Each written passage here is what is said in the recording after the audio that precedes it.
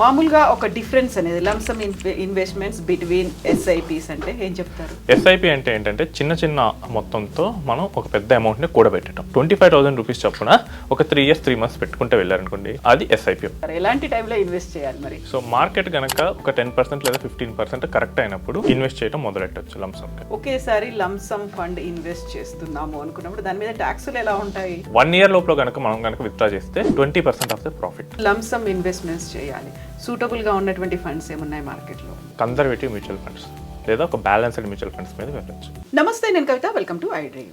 Mutual funds లో lump sum investments అంటే ఏంటి, లంసమ్ ఇన్వెస్ట్మెంట్స్ వర్సెస్ ఎస్ఐపిలు, వీటి మధ్యలో తేడాలు ఎలా ఉంటాయి?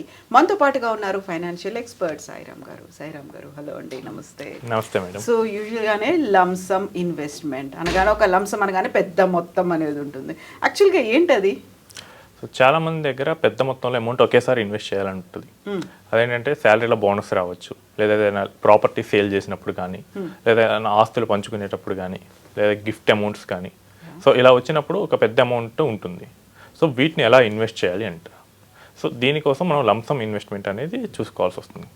సో దీన్ని ఏంటంటే చాలామంది రిస్కీ అనుకుంటారు, బట్ పర్ఫెక్ట్ ప్లానింగ్తో వెళ్తే కనుక సో దీన్ని కూడా మంచి లాభం వచ్చేటట్లు చేసుకోవచ్చు. మామూలుగా ఒక డిఫరెన్స్ అనేది లంసమ్ ఇన్వెస్ట్మెంట్స్ బిట్వీన్ ఎస్ఐపిస్ అంటే ఏం చెప్తారు? సో చాలా మంచి ప్రశ్న అండి. ఎస్ఐపి అంటే ఏంటంటే చిన్న చిన్న మొత్తంతో మనం ఒక పెద్ద అమౌంట్ని కూడబెట్టడం. సో నెలకు ఒక 5,000, 10,000 ఇలా చేసుకుంటూ వెళ్తే ఒక 5 ఏళ్ల తర్వాత, ఒక 10 ఏళ్ల తర్వాత ఒక పెద్ద అమౌంట్ అనేది క్రియేట్ అవుతుంది. సో దాన్ని ఎస్ఐపి అంటాం. లంసమ్ అంటే మన దగ్గర ఇప్పుడే ఒక 10 లక్షలు ఉంటే దాన్ని ఇన్వెస్ట్ చేస్తే ఎలా. సో వన్ టైం ఇన్వెస్ట్ చేసేదాన్ని లంసమ్ అంటారు. నెలవారీ లేదా వారం ఇలా ప్రతిసారి కంటిన్యూస్గా చేసేదాన్ని, ఒక పద్ధతి ప్రకారం చేసేదాన్ని ఎస్ఐపి అంటాం. మీ దగ్గర ఒక 10 లక్షలు ఉన్నాయి, దీన్ని ఒకేసారి పెట్టడం లంసమ్ అంటారు. అదే దాన్ని మీరు 25,000 రూపీస్ చొప్పున ఒక 3 years 3 months పెట్టుకుంటే వెళ్ళారనుకోండి, అది ఎస్ఐపి. సో ఇప్పుడు మీరు 10 లక్షల గురించి చెప్పారు. మార్కెట్ కరెక్షన్స్ అని బోల్డ్ అని కనిపిస్తున్నాయి. ఒక రకంగా వరి అనేది ఉంటుంది, 10 లక్షలు ఒకేసారి పెట్టొచ్చా అనేది. ఏం సజెస్ట్ చేస్తారు?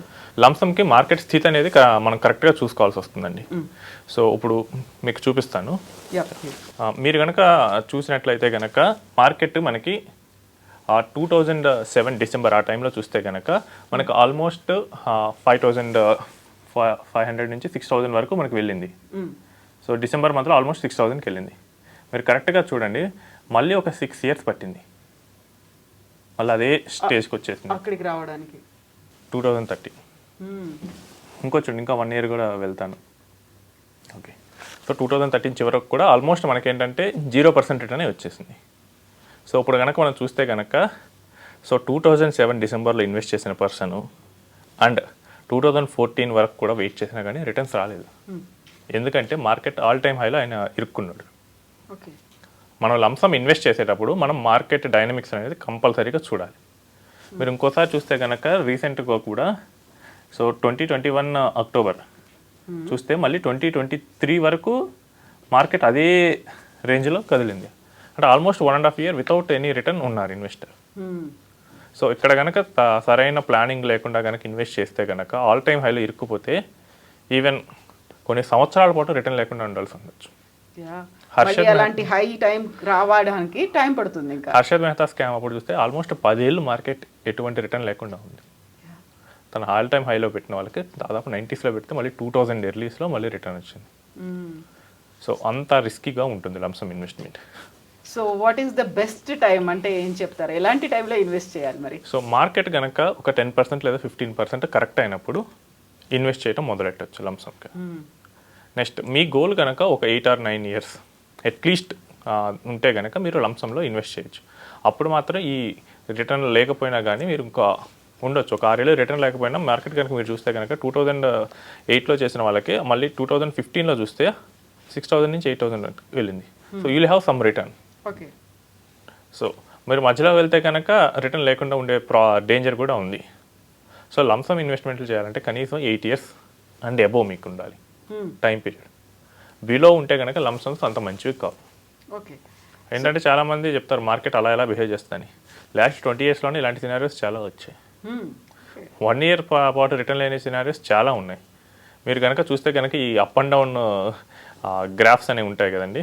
సో ఇవన్నీ అప్స్ నుంచి మళ్ళీ తిరిగి నెక్స్ట్ అప్ విత్ ఇన్ 1 ఇయర్లోనే జరిగాయి అన్నీ.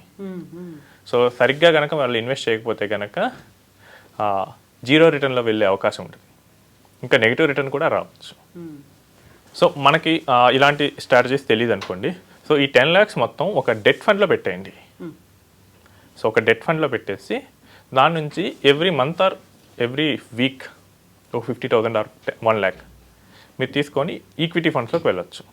అప్పుడు ఏంటంటే ఒక అట్లీస్ట్ 10 weeks కానీ 10 months కానీ మనం స్ప్రెడ్ చేస్తాం కాబట్టి ఆల్ టైమ్ మార్కెట్ హైని క్యాప్చర్ చేస్తే రిస్క్ తక్కువ. ఈ ఆల్ టైమ్ మార్కెట్ హై అనేది సో ఆ తర్వాత నుంచి పడుతూ వచ్చింది. సో అప్పుడు ఏమవుతుందంటే మనకి ఈ ఇన్వెస్ట్మెంట్ వాల్యూస్ అనేవి యావరేజ్ అయిపోతాయి. సో ఎవరైతే ఇక్కడ చూస్తే 6,000 నుంచి మార్కెట్ బోటంగా ఆల్మోస్ట్ 3,000 వరకు వచ్చేసింది. సో ఇప్పుడు మనం కనుక యావరేజ్ చేస్తూ వెళ్ళామనుకోండి మనకి యావరేజ్ ప్రైస్ 4,500 దగ్గర రావచ్చు. అప్పుడు మళ్ళీ తిరిగి 4,500 అంటే కనుక మీరు చూడండి విత్ ఇన్ 2 to 3 yearsలో వచ్చేసింది. సో ఎస్టీపీ ద్వారా నెలకు కానీ వారానికి కానీ కొంత అమౌంట్ కనుక ఈక్విటీస్లో పెట్టుకుంటూ వెళ్తే ఆ రిస్క్ అనేది మనం అవాయిడ్ చేయొచ్చు. సో దీనికి పెద్ద మార్కెట్ని జడ్జ్ చేసే స్కిల్ కూడా ఏమీ అవసరం లేదు. సో ఈ రోజుల్లో మనకి కొన్ని ఫండ్ హౌసెస్ ఎస్టీపీని డైనమిక్గా ఇస్తున్నాయి. అంటే మార్కెట్ కనుక బాగా పడితే మనకు 10 లక్షలు ఉంటే అందులో 3-4 లక్షలు ఒకేసారి ట్రాన్స్ఫర్ చేస్తాయి. మార్కెట్ కనుక చాలా పెరిగినట్లు అనిపిస్తే మనం 1 లక్ష పెట్టమన్నా కానీ ఒక 20,000 30,000 పెడతారు వాళ్ళు. సో అంత ఆప్షన్ ఉంది. సో మనం ఏం జడ్జ్ చేయాల్సిన అవసరం లేదు, ఫండ్ హౌసెస్ ఆ కాల్ తీసుకుంటాయి. సో ఇంత కన్వీనియంట్గా ఎస్టీపీస్ అనేవి డెవలప్ అయ్యాయి. సో లంసమ్గా ఇన్వెస్ట్ చేయాలనుకున్న వాళ్ళు ఆ స్కిల్ లేకపోతే కనుక ఎస్టీపీ ద్వారా మన మనీని ఈక్విటీ ఫండ్స్లోకి తీసుకెళ్ళవచ్చు. ఒకేసారి లంసమ్ ఫండ్ ఇన్వెస్ట్ చేస్తున్నాము అనుకున్నప్పుడు దాని మీద ట్యాక్సులు ఎలా ఉంటాయి? సో లంసమ్ ఇన్వెస్ట్మెంట్ కూడా అది ఈక్విటీ ఫండ్ అయితే కనుక అది ఈక్విటీ రూల్స్నే ఫాలో అవుతుంది. సో 1 year లోపల కనుక మనం కనుక విత్డ్రా చేస్తే 20% off the profit. Okay, loss వస్తే అసలు ట్యాక్స్ అనే క్వశ్చన్ ఉండదు. అదే ప్రాఫిట్ వస్తే 20%. నెక్స్ట్ 1 year కన్నా ఎక్కువ వచ్చింది, నేను 10 లక్షలు పెట్టాను, నాకు 12 లక్షలు వచ్చింది. సో ఫస్ట్ 1.25 lakhsకి ఎటువంటి ట్యాక్స్ ఉండదు. తర్వాత మిగిలిన ఎక్సెస్ అమౌంట్కి 12.5% ట్యాక్స్ ఉంటుంది. ఇందా కేసులో 75,000కి ఆ 12.5% మనం కట్టాలి.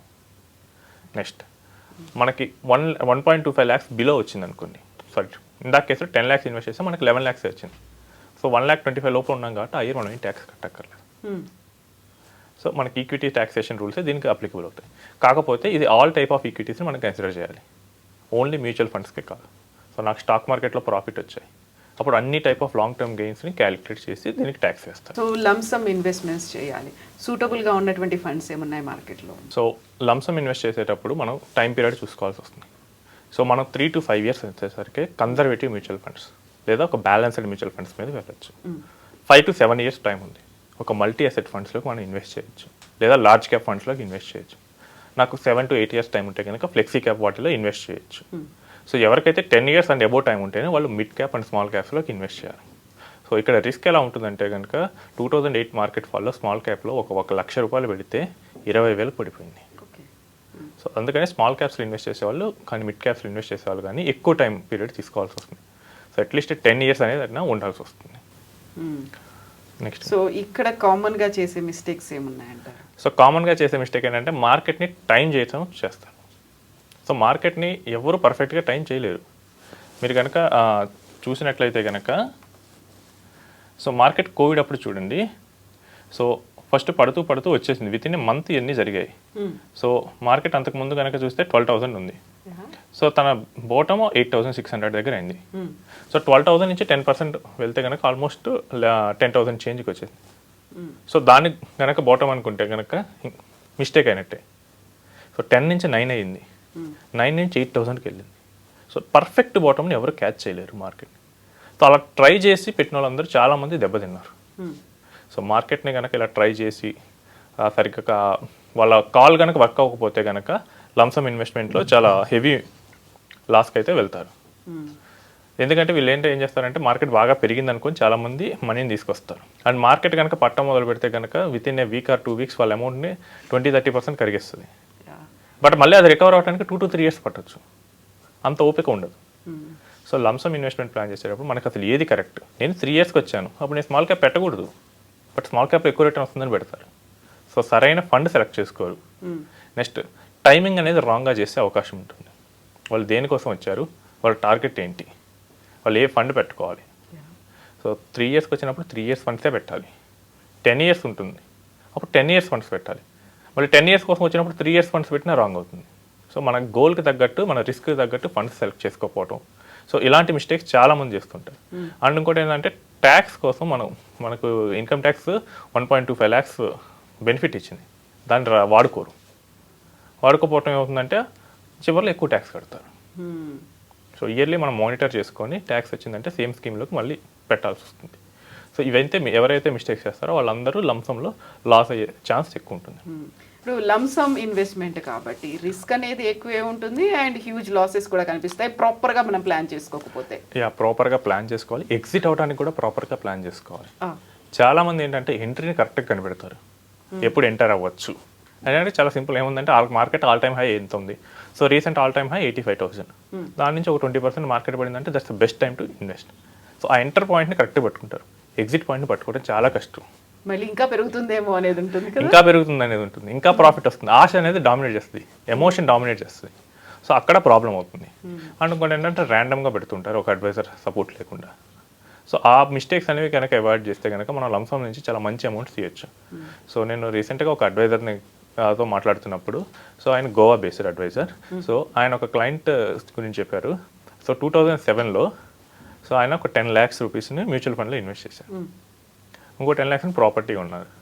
ఆ 10 lakhs ఇప్పుడు చూస్తే కనుక ఆల్మోస్ట్ 1,50,00,000 అయింది. ఆయన ప్రాపర్టీ చూస్తే కనుక 80 lakhs అయింది. సో ఏంటంటే మనకి ఆ 2007 ఇందాక చూపించాయి కదా, మార్కెట్ కరెక్ట్గా హైలో పెట్టారు. హైలో పెట్టినా కానీ ఇంత టైం ఉన్నాడు అండ్ ప్రాపర్ గైడెన్స్లో వెళ్ళాడు. అండ్ ఇంకొంతమంది ఏం చేశారంటే ఆయనతో పాటు పెట్టిన వాళ్ళందరూ మిగతా వాళ్ళు మరి రిటర్న్ రాలేదంటే వాళ్ళందరూ 2013 లోపలనే రీడీమ్ చేసుకున్నారని చెప్పాడు. సో సరైన గైడెన్స్ లేకపోవడం వల్ల కానీ, సరైన మార్గదర్శకం లేకపోతే కానీ ఈ లంసమ్ ఇన్వెస్ట్మెంట్ అనేది చాలా భయానకంగా ఉండొచ్చు. బట్ ఇవన్నీ కనుక ఉంటే, సరైన గైడెన్స్, సరైన స్ట్రాటజీ కనుక ఉంటే దీనంత మంచి దీనంత మంచి ఇన్వెస్ట్మెంట్ అనేది ఏది ఉండదు. మీకు కొన్నిసార్లు వితిన్ 10 years 10 times అయిన ఫండ్స్ కూడా ఉన్నాయి. సో వాటి నేమ్స్ అయితే ప్రజెంట్ మనం చెప్పకూడదు. సో నేమ్స్ చెప్తే అన్ని అందరూ అయ్యే పెడతారు కాబట్టి 10 yearsలో 10 times అయిందంటే కనుక మీరు 1 lakh పెడితే 20 yearsలో 1 crore అవుతుంది, 100 times. సో ఇలాంటి ఫండ్స్ కూడా ఉన్నాయి. సో ఇవన్నీ ఏంటంటే మార్కెట్ టైమింగ్స్ నుంచి పెట్టి చేయాల్సి వస్తుంది. సో ఇవన్నీ అసెస్ చేయడానికే ఒక ప్రాపర్ గైడెన్స్ అని అయితే ఉండాలి. ప్రాపర్ గైడెన్స్ కావాలి. ఎందుకంటే ఏది కరెక్ట్, ఏది రాంగ్, ఈ రోజు కరెక్ట్ అయింది మళ్ళీ ఒక 2 years తర్వాత రాంగ్ అవ్వచ్చు. సో ఇవన్నీ మనం చూసుకుంటూ ఉండాల్సి వస్తుంది. అసెస్మెంట్ అనేది ఉండాలి. ఎస్ అండి, థ్యాంక్ యూ.